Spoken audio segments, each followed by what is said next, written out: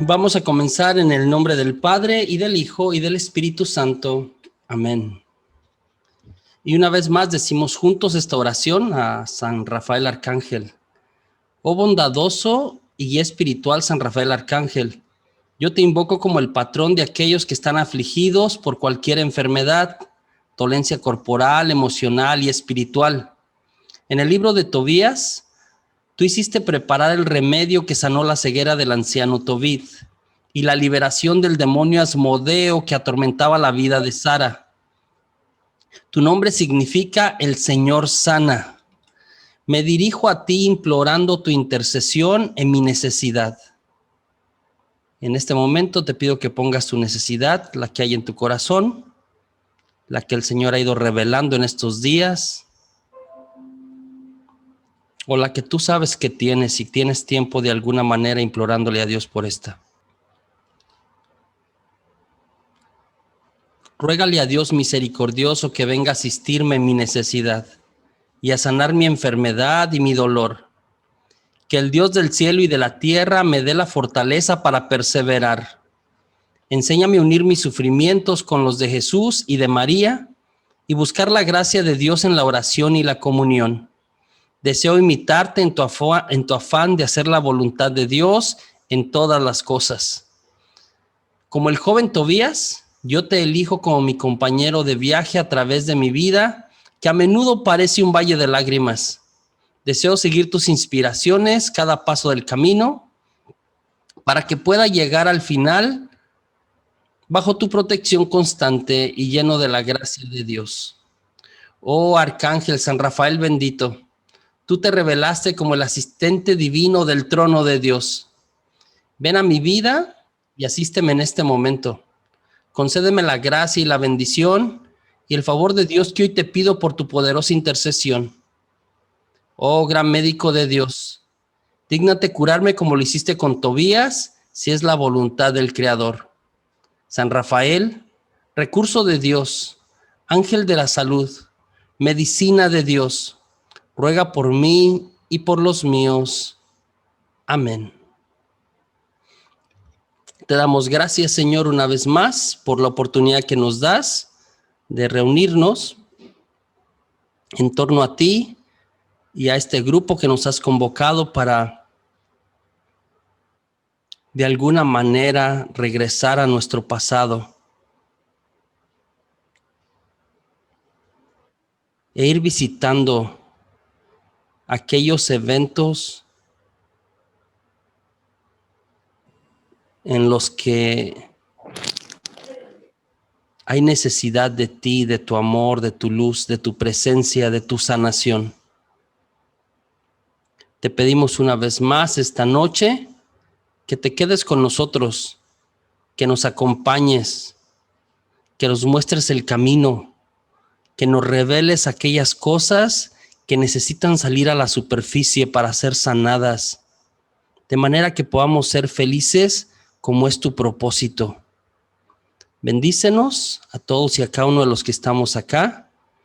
Pedimos a nuestra Madre María, nuestra Madre del Cielo, que interceda por cada uno de nosotros. Y todo esto lo pedimos por Cristo nuestro Señor. Amén. En el nombre del Padre, y del Hijo, y del Espíritu Santo. Amén. Conectando un poquito con lo que hablamos el día de ayer, ¿no? Visitábamos la tercera etapa. Otra vez estamos siguiendo las etapas, el modelo, ¿no?, que nos presenta el señor Erik Erikson, ¿no?, el psicólogo. Y la tercera etapa él ha llamado la etapa del juego. Y en esta etapa, decíamos ayer, ¿no?, es en la que se desarrolla la iniciativa en los niños, ¿no?, y de ahí para adelante en su vida, o la culpa. El niño en esta edad, ¿no? Y yo escogía por ahí esta imagen que me encontré porque pues parece que no se les sacaba la cuerda. Los niños de 4 a 6 años, niños y niñas, son mucho más activos. Están provistos, ¿no?, de cierto excedente de energía. No te puedes cansar tú, se puede cansar casi todo el mundo y el niño no se cansa, ¿no? mencioné que se desarrollan tres áreas en la vida del niño, tres áreas importantes en el proceso del desarrollo. Uno, el lenguaje, ¿sí? Dos, el movimiento, ¿sí? Y tres, la imaginación. Entonces, se hacen súper parlanchines, la mayoría. Otras estoy hablando, el niño normal, no sé si a lo mejor utilizar la palabra, pero lo normal, válgame, así como la expresión, en esta etapa es que el niño sea así, que el niño sea, que esté jugando mucho, que hable mucho, que sea muy activo. Si el niño en esta edad es retraído, serio, muy tranquilito, entonces ahí hay que rascarle, porque lo normal es que el niño en esta etapa, el niño y la niña esté desarrollando el lenguaje, hable mucho, son muy parlanchines, muy periquines, preguntan de todo, ¿sí? El movimiento, ya le había dicho, piensan que son de hule, se brincan para aquí y para allá y se montan en cosas, brincan las bardas, etcétera. Y el tercer aspecto, la tercera área que se desarrolla en esta etapa es la imaginación. Es la imaginación, otra vez los niños con lo que van preguntando, con lo que van entendiendo, con lo que van aprendiendo, empiezan un desarrollo de su imaginación impresionante, ¿no? Entonces, así que si es un niño en un desarrollo normal, no para, es inquieto, es normal, ¿sí? Una vez más, la respuesta, ¿no? Como hemos visto casi en cada etapa, la respuesta o reacción de los padres, al menos hasta esta etapa, más adelante empezamos a abrir como el cono, como en las primeras etapas, pues es mamá y luego papá y mamá, aquí todavía los padres, a lo mejor en esta etapa incluso los hermanos, pero todavía es muy el círculo familiar o muy cerquita a la familia en esta tercera etapa, ¿no? Entonces la respuesta o la reacción de los padres, una vez más, el parteaguas entre generar esta iniciativa, estas ganas de hacer cosas, de construir cosas, de empezar cosas, ¿sí? O, por el contrario, de desarrollar un sentimiento de culpa enfermiza que le lleva, ya hemos dicho, a la depresión, ¿sí? De sí mismo, a la depresión de sí mismo y de los demás, de alguna manera, al rechazo, ¿no? Y esto a la depresión al rechazo de los demás y de sí mismo, que ambos son provocados por la misma raíz y traen, había mencionado, este rechazo a sí mismo y rechazo a los demás, pelear, empujar de alguna manera, trae como consecuencia dos actitudes que seguirán al niño, si no se le atiende, ¿no? En el caminar de su vida. Uno es la depresión, otra vez por el desprecio, y un segundo es el perfeccionismo. Yo hablé de esto. Hay gente que se hace perfeccionista, ¿sí? A propósito de esto.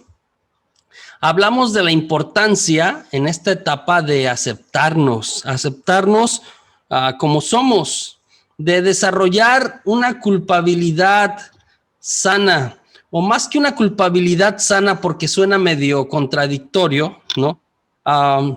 Una responsabilidad de los actos propios. Entonces no es una culpa sana, sino más bien como el ser consciente de algo que hice y que me hago responsable de poco a poco, ¿sí? Entonces esto es importante, en esta etapa. Finalmente, ¿no? Hablamos una vez más, como lo hemos hecho también en cada etapa, de cómo hayamos vivido esta etapa en relación con nuestros padres o el ambiente que nos rodeaba, afectará positiva o negativamente nuestra imagen de Dios y cómo nos vamos a relacionar con Él. El testimonio del día de ayer, a mí no me deja de impactar. A mí me parece que es un testimonio muy, muy fuerte, ¿no? Yo le agradezco a José Gómez la valentía, ¿no? Y cómo estas cosas, y me parece a lo mejor algunos extremas, traumáticas, fuertes, pueden hacer daño en la vida de una persona por años o por décadas. Por décadas, ¿no? Me impactó esta parte que José compartía se ponía a la orilla del pozo siendo un niño y pensaba en aventarse al pozo por lo que estaba viviendo. Entonces, nada, hacíamos oración ayer para que el Señor nos ayudara con esta parte de las culpas. Es importante, y alguien de ustedes durante la mañana este día me consultaba acerca de qué hago con la culpa que siento, ¿no? Respecto a mis hijos, y pues toca hacerse responsable. Esta etapa es mucho de perdonar a la persona que me hizo sentir mal, a la persona que me hizo daño, y también pedir perdón. Estoy pensando más si estás viendo o siguiendo el tema como adulto, como el daño que les hice a mis hijos, ¿no? De alguna manera me hago responsable y pido perdón. Y eso es genuinamente, ¿no? Para poderse, de alguna manera, seguir caminando y no cargar con esta culpa que de verdad se hace crónico y nos hace mucho daño. Nos hace mucho daño a nivel interno y nos hace mucho daño en cómo nos seguimos relacionando. Una vez más, este retiro que estamos viviendo tiene la finalidad de hacer un alto y de revisar qué cosas hay en nuestro pasado que siguen afectándonos en el presente, y pedirle a Dios que nos ayude a acomodarlas y que Él haga su parte y que nosotros hagamos la nuestra, por supuesto. ¿Sí? ¿Para qué? Para levantar la cabeza, porque de verdad Dios nos ama tanto que quiere que vivamos plenamente, que seamos completamente felices. Y si estas cosas no nos están permitiendo ser completamente felices, Él quiere eso, realmente lo quiere. Entonces es preciso trabajar en ello, hacer lo que se tenga que hacer, ¿no? Y luego le digo, levantar la cabeza y vislumbrar el presente y el futuro de una manera nueva, de la manera que Dios quiere, empezar a verme a mí mismo como me ve Dios, de alguna manera. Entonces, esto es importante. El día de hoy llegamos a la cuarta etapa. Hasta este momento, estas tres etapas, pues fueron en el contexto familiar bastante, ¿sí? Fueron dentro de la casa, los papás tenían mucho que ver.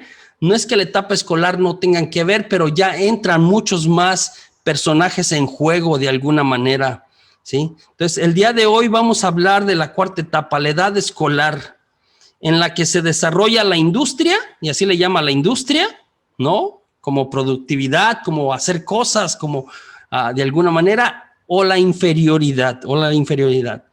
Y el libro que estamos siguiendo, de Sanando las 8 etapas de la vida, comienza con un párrafo que ha sacado de un libro que se llama Living Home, como dejando la casa. El autor se llama Garrison Keillor, y se lo leo literalmente. Me parece muy iluminador a propósito de lo que vamos a tratar el día de hoy. Es un niño como de alguna manera expresando sus pensamientos antes de comenzar el año escolar. Y dice: este año lo haré todo mejor. Estudiaré más duro. Pondré más atención. Tomaré buenos apuntes o notas. Y cuando él me pregunte, le daré una respuesta en voz alta y clara. Y no solamente una buena respuesta, sino una respuesta brillante. Entonces llegó octubre y yo no entendía nada. Me daba miedo que él me preguntara, y el miedo hizo justo lo que no quería, que el maestro lo notara, se acercara a mí y me dijera: a ver, levántate y veamos lo que sabes hacer. De modo que me paré frente al pizarrón, miré el problema y pensé, Dios mío, toma este gis y escribe tú la respuesta. O haz que se caiga el pizarrón encima y me mate. Pero haz algo, por favor. Escribí unos cuantos números mal hechos y los niños inteligentes de la clase se rieron de mí. Erikson, en esta etapa, ¿no? Dice que es la etapa en la que el niño comienza su instrucción escolar. De hecho, ¿no? Por tiempo, ¿no? Si fueron al preescolar, ya más o menos saben. Si no fueron al preescolar, mayoría de los niños ahora lo hacen. Están ansiosos por hacer cosas junto con otros niños, de compartir tareas, de hacer cosas o de planearlas. Y ya no obligan a los demás niños ni provocan su restricción, como pasaba sobre todo en la segunda etapa, en los terribles 2, que a veces se extiende todavía en la siguiente etapa. El niño, dice Erikson, en esta etapa, estoy hablando de los 6 a los 12 años, posee y desarrolla una manera infantil de dominar la experiencia social, experimentando, planificando, compartiendo. Llega a sentirse insatisfecho y descontento con la sensación de no ser capaz de hacer cosas y de hacerlas bien, o a veces aún hacerlas perfectas. Pero de no tener éxito en este hacer cosas, en este lograr lo que le están pidiendo en la escuela, de no tener éxito escolar, surge el sentimiento de inferioridad, que le hace sentirse inferior psicológicamente, ya sea por su situación económico o social, por su condición racial o debido a una deficiente estimulación escolar. Con el apoyo de los padres, porque es precisamente la escuela con el apoyo de los padres, ¿sí? La institución escolar la que debe velar por el establecimiento del sentimiento de laboriosidad. La escuela es más que un lugar donde aprendes cuánto es 2 más 2 o a leer. Es un lugar mucho más profundo y más, estoy pensando con muchos más elementos que comprender algunas cosas. Tiene un rol súper importante en el desarrollo de la vida del niño, de la niña en esta etapa. Memorias de la escuela. A veces, ¿no? Otra vez, ¿cómo nos fue en la escuela? Pues cada quien platica de cómo le fue y también depende de cómo la pasó y cómo lo interpreta, ¿no? Acá yo ponía esto de un vaso medio vacío o un vaso medio lleno. Una vez más, hay quien lo ve medio vacío, hay quien lo ve medio lleno. Te voy a invitar a que así, con los ojos abiertos, ¿no? Con los ojos abiertos, por supuesto, te acuerdes de la escuela, de los salones de clase. ¿Cómo eran los salones de clase a la escuela que fuiste? Me refiero a la primaria. De tus maestros, de tu maestro o tu maestra favoritos, o de el maestro o la maestra que te hizo daño, que se burló de ti. ¿Cómo te sientes? Imagínate que vas entrando a la escuela. Imagínate cómo fue, qué pasó cuando tú ibas a la escuela. Sobre todo a lo mejor la primera vez o las primeras veces cuando empezaste a ir a la escuela. ¿Cómo te sientes? ¿Te sientes seguro y competente? ¿O estás asustado? No sabes qué va a pasar. ¿En qué lugar te sientas en el salón? ¿Te sientas hacia el frente? ¿Tienes cierta seguridad en ti mismo o eres de los que se sentaba hasta atrás, en algún rincón, como escondiéndose? ¿Cómo era la cuestión de la competencia entre los compañeros? En la escuela necesitamos escuchar no solamente eres bueno, ¿sí? O eres muy aplicado, o eres muy aplicada al final, cuando ya te hicieron el examen o cuando ya terminaste el ejercicio o la tarea.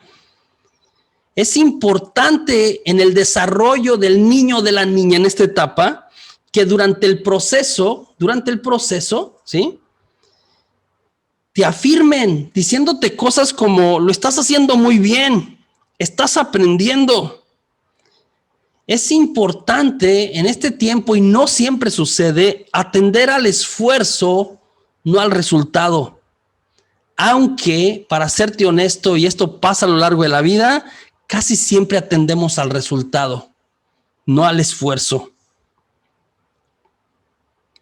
Es triste muchas veces que por cada buen recuerdo de la escuela, por cada halago que recuerdes cuando estabas en la escuela, a menudo tenemos otros 5 recuerdos de rechazo, de sentirse menos.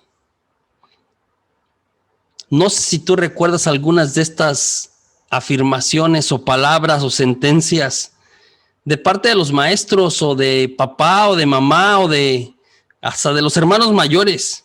Eso está mal. ¿Qué letra tan fea? ¿Qué número tan chueco? Escribes como tus patas. ¡Qué burro eres! Mal hecho. Y entonces venía el rechazo o el castigo. ¿Cuántas planas te dejaron de tengo que poner atención en la clase, tengo que traer la tarea, no puedo distraer a no sé qué? O castigos. Si te pegaron con la regla, si como alguno de los maestros que yo recuerdo, si te jalaban de las patillas a los niños, los agarran de las patillas. Hay un maestro que no voy a decir el nombre, pero pues te levantaba literalmente de las patillas. Te castigaban con no salir al recreo, que para el niño ya era bastante. Erickson dice que en esta etapa los niños se enfocan en sentirse competentes y hacer bien las cosas. En eso se esfuerzan. O, lo contrario, si no sucede eso, se sienten inferiores y fracasan en el intento. Como ya había mencionado, la escuela es más que un lugar donde aprendes conocimientos. Está en juego mucho más que eso. Está la cuestión de la relación con tus maestros. Y otra vez, esto, ¿sí?, ayuda o desarrolla la cuestión de tu relación con la autoridad, que ya venía desde con los padres, y la firma y mejora o la daña más. La relación con tus compañeros, la parte de socializar, la parte de sentirte parte de un grupo. Hay mucho más en juego que solo aprender cosas. Los maestros tienen un gran poder sobre los niños, un gran poder. Nos hacen sentir o competentes o inferiores.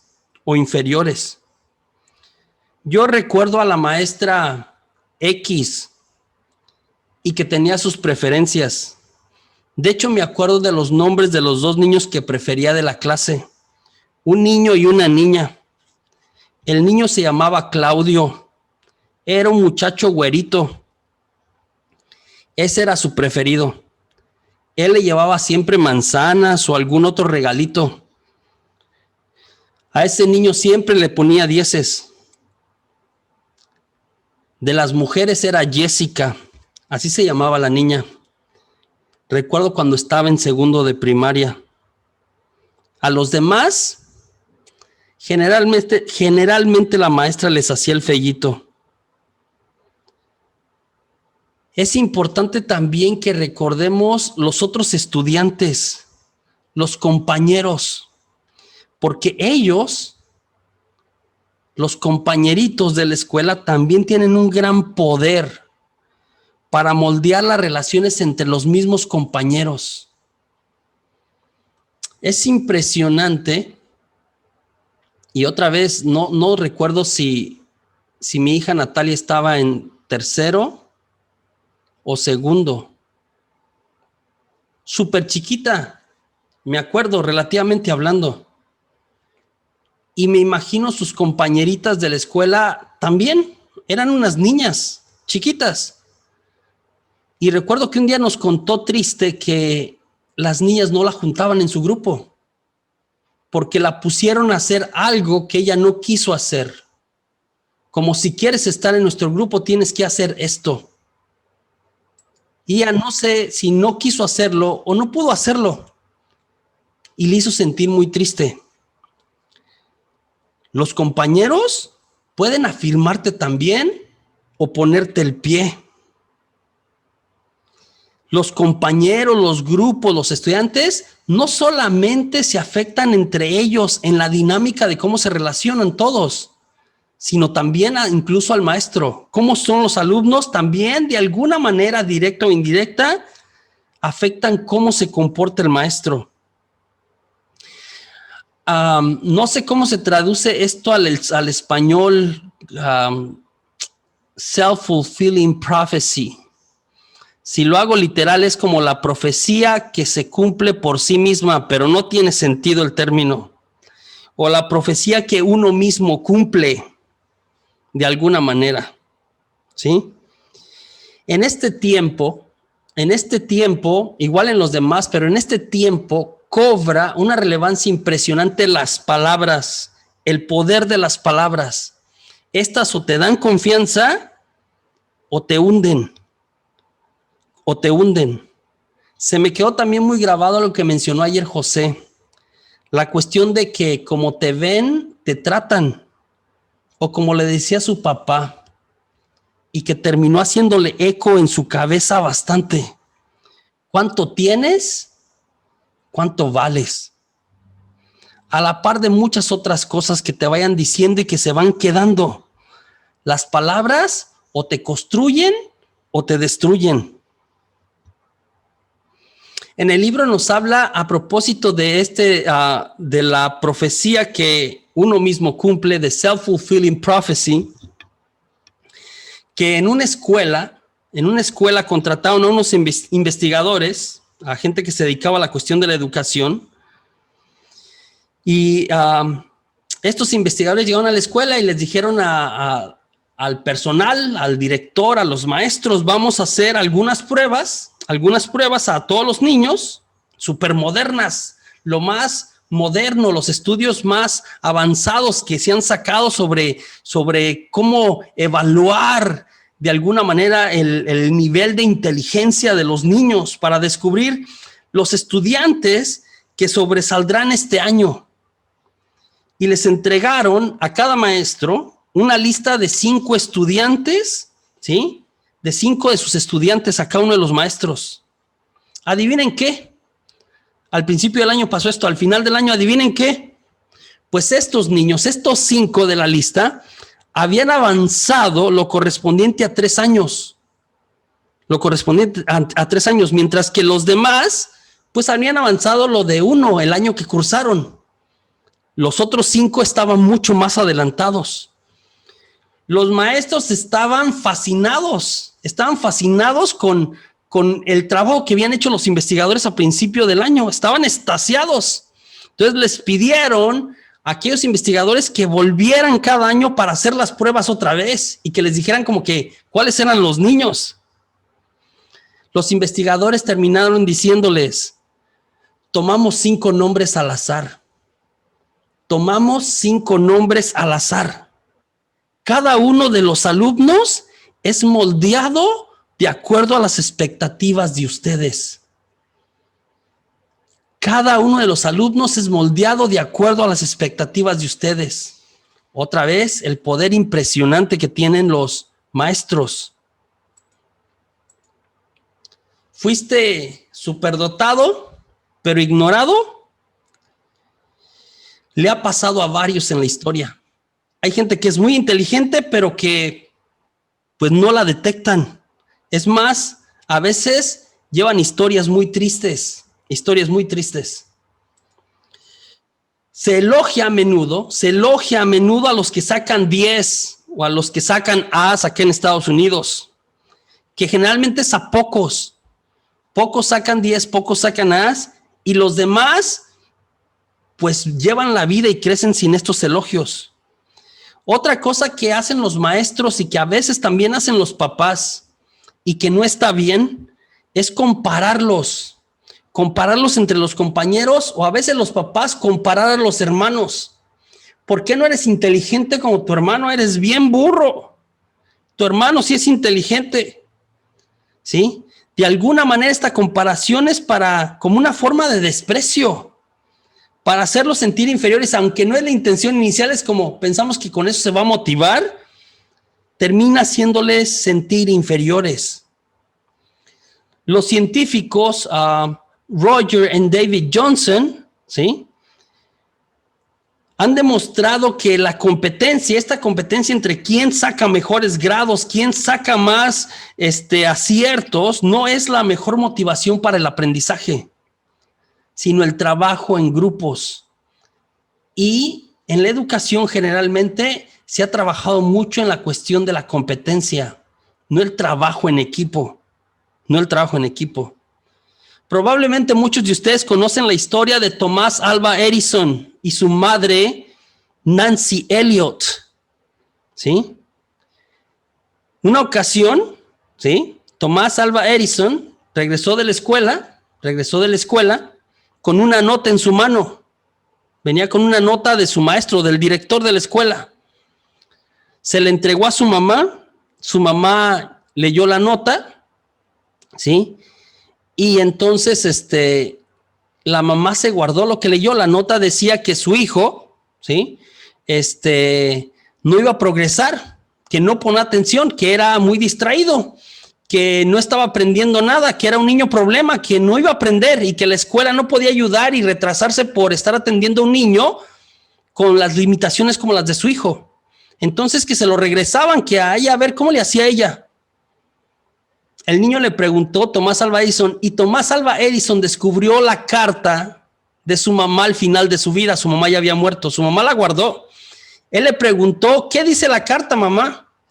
Y dicen que en la escuela que tú eres muy inteligente y que lamentablemente, como tú eres muy inteligente, hijito, pues ellos no tienen la manera de educarte a ti porque tú eres especial y eres muy inteligente. Entonces no encontraron la forma para alguien como tú, ¿sí?, poder encaminarlo. Entonces me dijeron, mejor usted probablemente lo podría hacer mejor.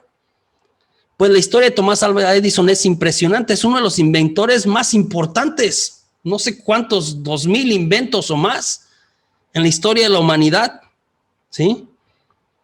Intentaba, impresionante. Al final de su vida encontró la carta y vio lo que decía.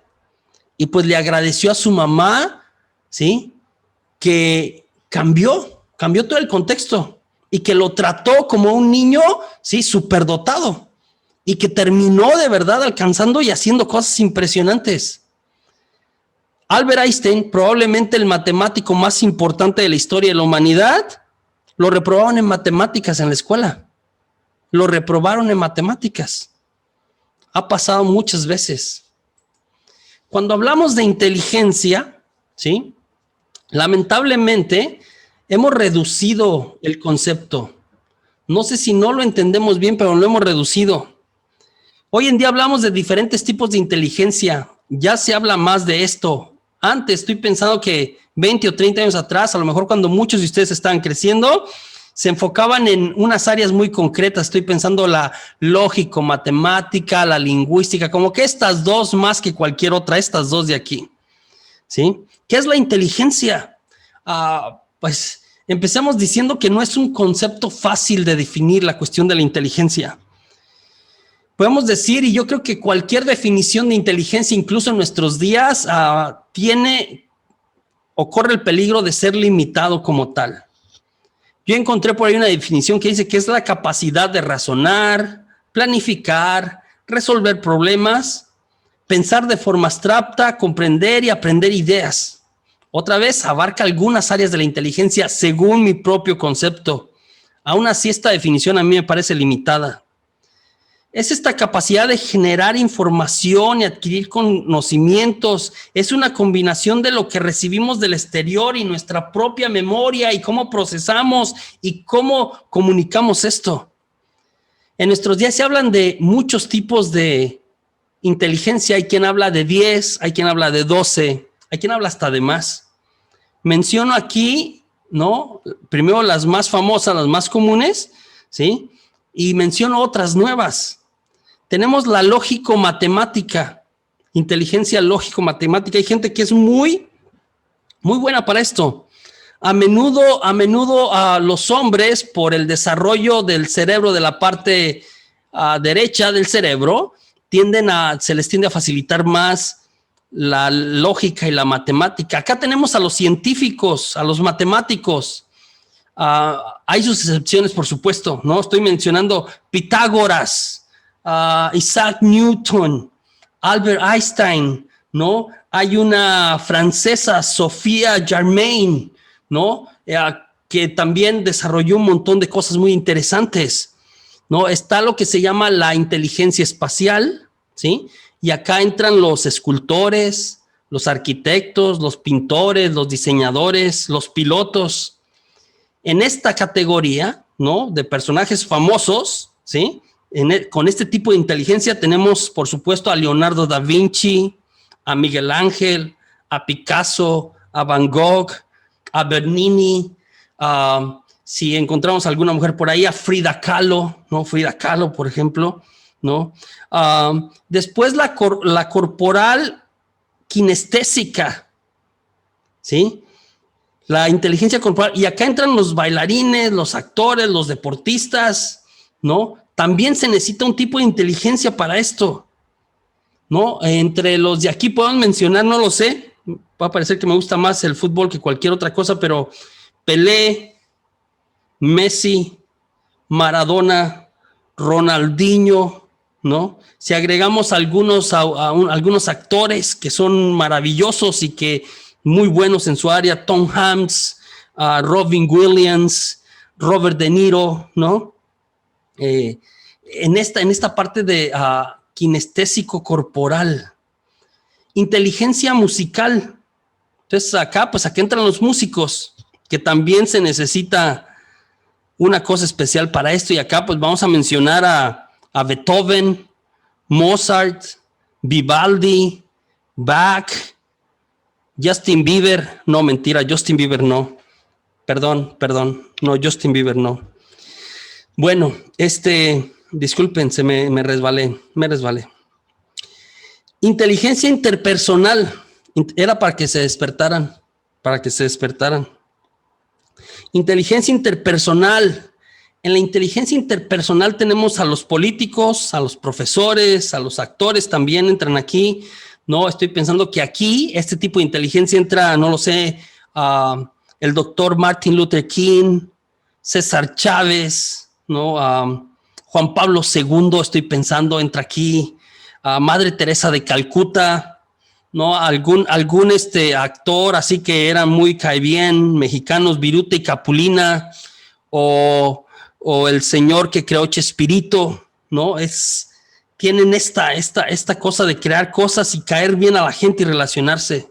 Interpersonal. Está la intrapersonal, y acá entran como los psicólogos, filósofos, los escritores, ¿sí?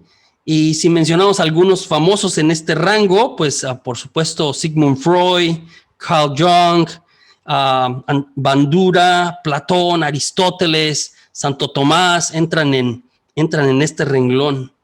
Los naturalistas, la inteligencia naturalista, aquí entran los biólogos, los botánicos.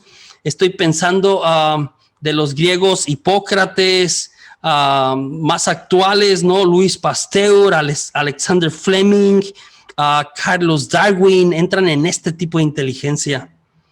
Luego tenemos aquí la lingüística. Entonces aquí tenemos 8, ¿no? Aquí tenemos 8. Y en la lingüística pues entran los escritores, los poetas. Acá podemos mencionar Miguel de Cervantes Saavedra, William Shakespeare, ¿no? Bernet, Dostoyevsky, Gabriel García Márquez, ¿no? Elenia Poniatowska, ¿no? Por mencionar a alguien en México también de alguna manera. Entonces, lingüística. Agregué 4 más, ¿no? Que no entran en este modelo que encontré aquí, que es la inteligencia emocional, que está muy de moda y que su representante más sonado es el señor Daniel Goleman. La inteligencia emocional, saber manejar las emociones, la asertividad, un montón de estas cosas, súper importante, súper relevante. Se ha trabajado mucho en esto y se sigue sacando muchas cosas interesantes respecto a la inteligencia emocional. La inteligencia existencial, hay quien la menciona. Algunos le llaman inteligencia espiritual también a esta. Si puedan mencionar algunos aquí de la inteligencia existencial o espiritual, pues estoy pensando en los grandes teólogos, ¿no? Soren Kierkegaard, Martin Heidegger, este psicólogo existencial que es maravilloso, Viktor Frankl, ¿no? El mismo Santo Tomás, una vez más, San Agustín. Estoy pensando en nuestros días, a Benedicto XVI, el cardenal Joseph Ratzinger, estas mentes impresionantes para indagar las cuestiones espirituales, las cuestiones de Dios.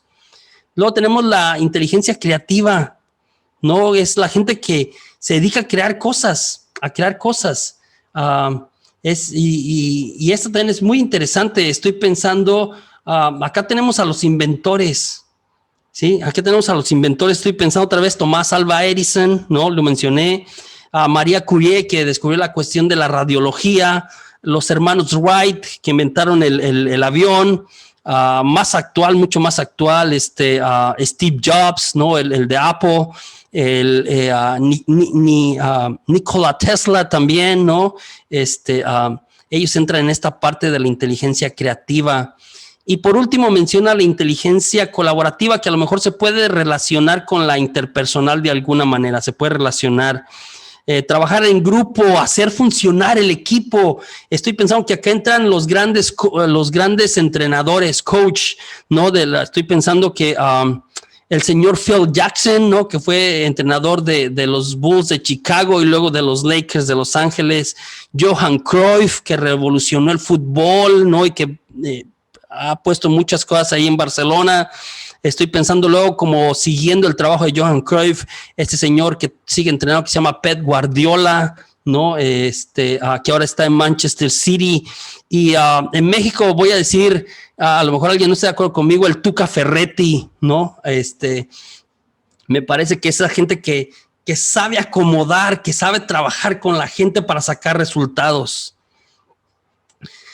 Respecto a la cuestión de la inteligencia y a nosotros y mientras íbamos creciendo o nuestros hijos, porque a mí también he visto por algunos comentarios el retiro nos está sirviendo en dos niveles. En el primer nivel es encontrar lo que hay en mí. En el segundo nivel es qué hice o dejé de hacer o qué puedo volver a hacer o mejorar o empezar a hacer con mis hijos.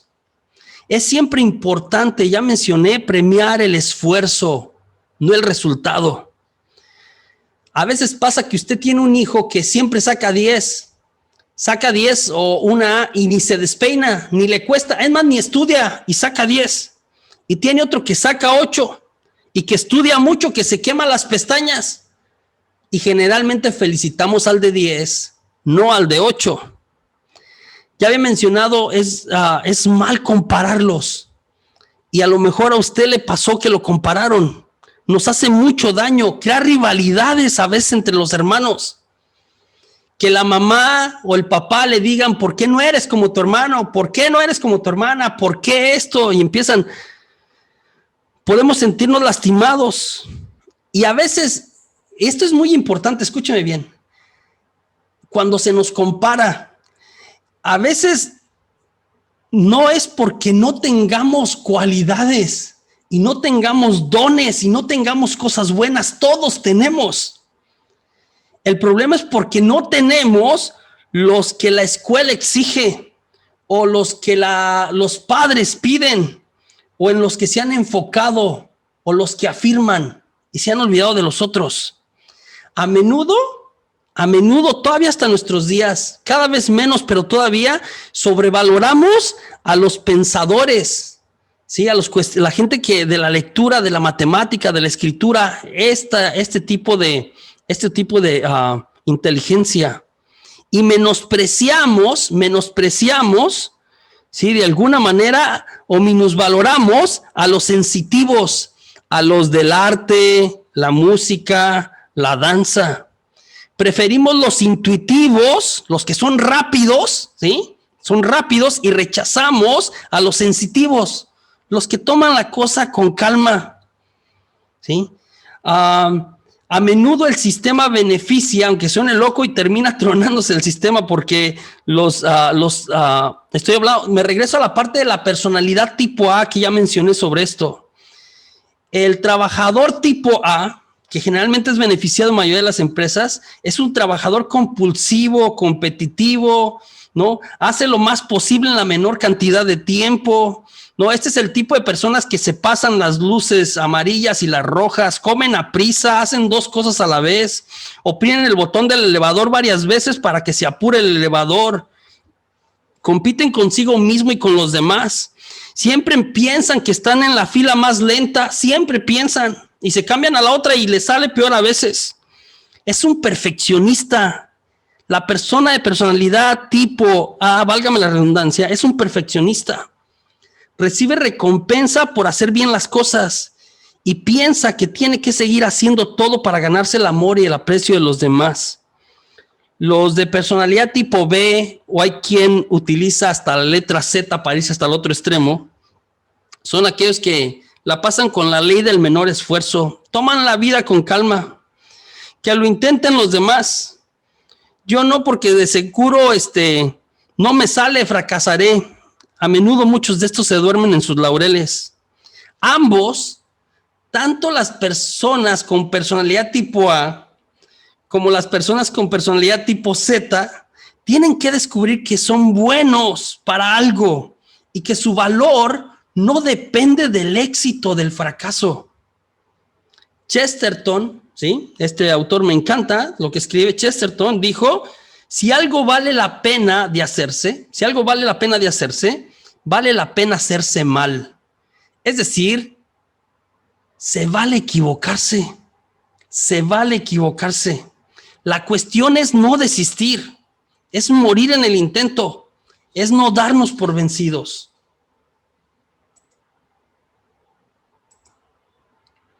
Industria, ¿sí? Y nuestra imagen de Dios. Otra vez, como en otros temas, hablamos de cómo afecta el que aquí no se procese bien en nuestra imagen y nuestra relación con Dios. En la vida de fe tenemos un concepto respecto a cómo nos sentimos interiormente, de nuestros actos, nuestra relación con Dios, y le llamamos en teología moral contrición perfecta y contrición imperfecta. Contrición perfecta es cuando el pecador se arrepiente, y el principio del arrepentimiento es el amor. El principio del arrepentimiento es esta tristeza de perder este don maravilloso que es la relación con Dios. Este arrepentimiento porque valoro impresionantemente lo que me ofrece la vida de Dios a mi vida. Y la contrición imperfecta es aquella que se hace por temor o por miedo. Es decir, me arrepiento porque no me quiero ir al infierno, porque no quiero que me vaya mal, etcétera, etcétera. Tanto la persona tipo A como tipo C, Z, se reflejan. Dios es como mi maestro o como mi padre, depende cómo lo entiende el amor de Dios. Al final es importante que entendamos, esto nos habla Mateo 5, 45 y 20, 17. El amor de Dios es un regalo inmerecido. Yo no hago nada para merecerme el amor de Dios. Dios me ama por encima de esto. Necesitamos personas de todo tipo y que cada quien se descubra en su riqueza, en su valor, desde la diferencia, por supuesto. Necesitamos Martas y Marías. En el Evangelio nos habla de Marta, ¿sí? Marta andaba trabajando y María estaba a los pies de Jesús. Necesitamos a Marta y necesitamos a María. A veces hemos tenido la tendencia de no, María es mejor que Marta porque ella estaba a los pies de Jesucristo. Se necesita Marta y se necesita María. ¿sí? Se necesitan personas tipo A y personalidad tipo Z. La Madre Teresa de Calcuta dijo que la clave en la vida es amar lo que haces, amar profundamente lo que haces. Decía en alguna ocasión que lavar un plato, Madre Teresa de Calcuta, lavar un plato no solo para que quede limpio, no laves el plato para que quede limpio, sino como un signo de amor para la persona que comerá en este. No laves el plato para que quede limpio. Lávalo como un signo de amor para la persona que comerá en este. Ama lo que haces. Muchas veces se ha contado este ejemplo de Madre Teresa que estaba por ahí en las calles de Calcuta, ¿no? Y llegó un millonario, ¿no? Y la fue a buscar y le dijeron, no, pues anda levantando gente, anda buscando personas. Y le encontró y le estaba limpiando, ¿sí?, las heridas hediondas que olían súper mal a una persona que estaba toda llagada, a un muchachito. Y olía tan feo que el millonario le dijo a Madre Teresa, yo no haría eso, madre, ni por $1,000,000. Y Madre Teresa volteó y lo vio y le dijo, yo tampoco. Porque ella lo hacía por amor.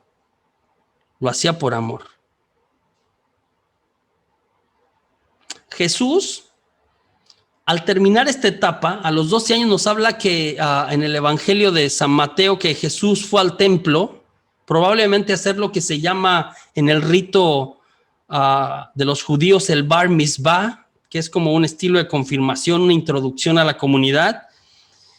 Y Jesús había desarrollado una industria y una confianza muy padre, nos presenta eso el pasaje. Se le pierde a sus papás. De hecho, es como que un término o un texto medio ambivalente. Tiene la parte positiva de Jesús está dialogando con los maestros, los sumos sacerdotes y los escribas con una seguridad impresionante. Pero pues se les ha perdido a sus papás. Hay un pasaje medio interesante ahí. María guarda en su corazón, no entiende lo que le dice Jesús. Los recuerdos positivos y los recuerdos negativos de esta etapa. ¿Cómo los manejamos? Sheila, ya había hablado de ella, su mamá era fuerte, era castrante, era ruda, ¿no? Tenía una cierta enfermedad psicológica la mamá. Eso hizo que Sheila, mientras fue creciendo, fue a la escuela y luego a la secundaria y luego a la preparatoria, la llevó a ser una niña insegura, la llevó a aislarse. Entonces Sheila tenía mucha vergüenza y esta la adquirió otra vez en su relación con su mamá. Ella nos comenta en el libro que apenas podía poner atención en la escuela. De hecho, no le iba tan bien en la escuela. Las expectativas de los maestros y de los padres a veces eran muy altas y entonces no disfrutó la escuela. De hecho, esta situación, la de su mamá y la demanda de la escuela, la llevó al ostracismo social. No disfrutó la escuela, la sufrió mucho. Cuando le preguntan a Sheila como de sus recuerdos de la escuela, era triste. O sea, esos años eran tristes de alguna manera. Y le preguntaron si había algún recuerdo que guardara bonito, y dijo que en ese tiempo, no en la escuela, pero en el tiempo mismo, cuando venía el verano, cuando no tenía que ir a la escuela, a Sheila la mandaban a la casa de sus abuelitos. La casa de los abuelos era como el cielo para Sheila. Ahí no le demandaban nada, ahí no le gritaban, ahí no le imponían cosas. La abuela le enseñaba con toda la paciencia labores del hogar. Sheila, en el verano, aprendió a cocinar, a bordar, disfrutaba.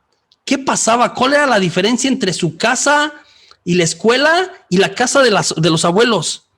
Pues que en la casa de los abuelos había una atmósfera donde se respiraba el amor. Y el amor El amor, esto es importante, hace la diferencia. Puede ser que el amor haga que una misma persona actúe de manera diferente. Entonces, los recuerdos positivos de Sheila, pues era la casa de su abuela, cambiaba su personalidad en el verano. Ahí salía la creatividad, se sentía útil, se sentía amada, se sentía aceptada.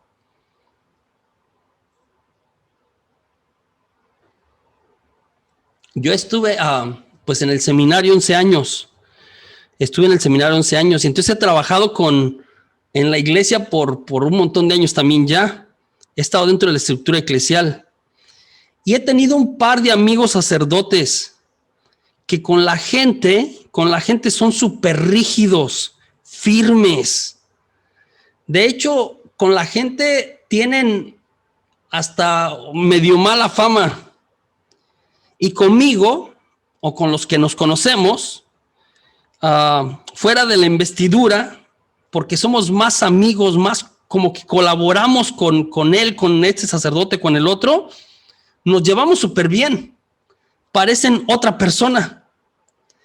El amor saca a la luz el regalo o el don más oculto que hay en una persona. El amor es capaz de sacar lo mejor de cualquier persona. Hay un ejemplo, de hecho hay un video, se los voy a compartir. No es un video nuevo, se los voy a pasar hoy en la noche. Es de una historia real aquí en Estados Unidos. Se llama May y Joe Lenke. Es una pareja. Esta pareja termina adoptando a un niño que han desahuciado en el hospital, a un bebé. Tiene muchas complicaciones médicas. Y les hablan a ellos porque sabían que ellos estaban buscando para adoptar, no importaba qué. El niño literalmente, Leslie le llaman al niño, lo dejaron abandonado en el hospital sus padres. El cuadro médico era tan terrible que sus papás no se quisieron hacer cargo. Había nacido con parálisis cerebral y tenía un retraso mental severo. May y Joe Lenke decidieron amarlo y tratarlo como una persona que tenía potencial. Aún así, y estaba en una cama postrado, no se movía en absoluto, ¿sí? Los primeros años, de hecho, May y Joe se dedicaron a mantenerlo vivo,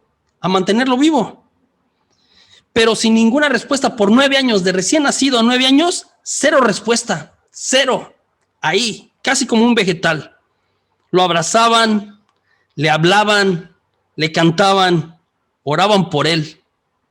A los 9 años, Leslie movió la mano por sí mismo. Se empezó a desarrollar su capacidad motriz a partir de los 9 años. Aprendió a caminar sujetándose de algo. May y Joe se convirtió, ¿sí? May y Joe, de alguna manera, ¿sí? Fueron llevándolo. Sucedió que una noche, el niño siguió desarrollándose de alguna manera y una noche no hablaba, no se expresaba, ¿no? Una noche estaban en la cama May y Joe Lenke y escucharon una pieza, no recuerdo el autor, un músico importante, no recuerdo, ahí dice en el documental pequeñito, una pieza artística en el piano. Y le escucharon y entonces May le preguntó a Joe como, ¿dejaste prendido el estéreo? Estoy escuchando, no recuerdo la canción, ¿no? De manera magistral, y salieron y resulta que Leslie estaba ejecutándola. Se convirtió en un concertista impresionante de piano y de no poder hablar a través de la música por las conexiones que hacía en el cerebro, empezó a hablar, empezó a cantar. Una persona que estaba destinada a morir o a vivir con una deshabilidad severa se convirtió en una persona súper funcional. Sacó afuera algo que llevaba adentro y terminó siendo un regalo para mucha gente, Recuerdo cuando estaba en la parroquia de San Pablo, aquí en Houston hace varios años, de San Pablo, acá por la NASA, ahí trabajé como 5 años. Se inauguró un día, vino el cardenal y todo, que la parroquia llegó al estatus, se hicieron los acomodos, los arreglos todos, y se les da un estatus a algunas parroquias que trabajan en eso, de ser parroquias que reciben a personas de toda condición, que adaptan la parroquia en todos los sentidos, ¿sí? La parroquia, el edificio, todo lo que se hace, para poder dar la bienvenida a cualquier persona con cualquier disabilidad. Entonces ponen rampas, tienen cosas para el oído, para escuchar bien, tienen personas que traducen con signos, o sea, se habilitan un montón de cosas para que no importa cuál disabilidad tengas, eres bienvenido y algo hacen por ti. Fue el cardenal DiNardo, ¿no?, a inaugurar esto y se hizo una santa misa. Y el cardenal DiNardo en la homilía dijo que todos tenemos una disabilidad. La cuestión es que a veces no la conocemos. Terminé la homilía poniendo a pensar a la gente como, ¿cuál es la tuya? ¿Cuál es la tuya? Todos tenemos una. Y él decía, por ejemplo, yo no puedo escuchar bien y tenía su aparato para escuchar. Aún así Dios me llamó a ser sucesor de uno de los apóstoles, decía. Este es Leslie y esta es May Lenky. Otra vez, Leslie era ciego, se me olvidó mencionar eso.